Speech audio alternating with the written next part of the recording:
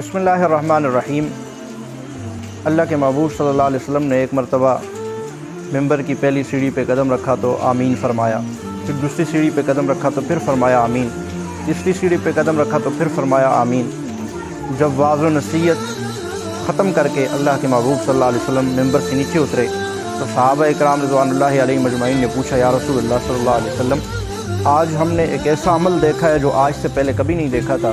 تو اللہ کے محبوب علیہ السلام نے فرمایا، جب میں نے پہلی سیڑھی پر ممبر کی پہلی سیڑھی پہ قدم رکھا تو جبرائیل امین علیہ السلام آئے اور انہوں نے آ کر یہ بددعا کی، ہلاک ہو جائے وہ شخص جس کی زندگی میں اس کے والدین بڑھاپے کی عمر کو پہنچیں اور وہ خدمت کر کے جنت نہ کما سکے، اپنے رب کو راضی نہ کر سکے۔ تو میں نے آمین کہا۔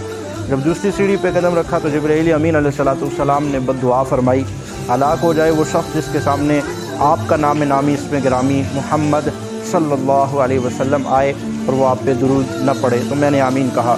پھر تیسری سیڑھی پہ جب میں نے قدم رکھا تو جبرائیل امین علیہ السلام نے بددعا کی، ہلاک ہو جائے وہ شخص جس کی زندگی میں رمضان المبارک جیسا بابرکت، بارونق، باعزت، باعظمت مہینہ آئے اور وہ اس میں عبادت کر کے توبہ استغفار کر کے اپنی بخشش کروا کے جنت کا مستحق نہ بن سکے۔ تو میں نے اس پہ آمین کہا۔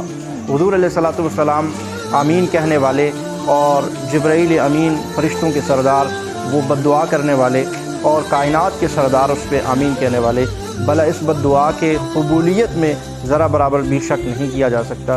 اس لیے ہمیں چاہیے کہ ہم رمضان المبارک کے اس بابرکت مہینے میں اپنے رب کو راضی کر سکیں اور اپنے رب کو راضی کر کے جنت کا حصول کر سکیں اور اپنے گناہوں پہ توبہ استغفار کر کے اپنے رب کو راضی کریں۔ السلام علیکم ورحمۃ اللہ وبرکاتہ۔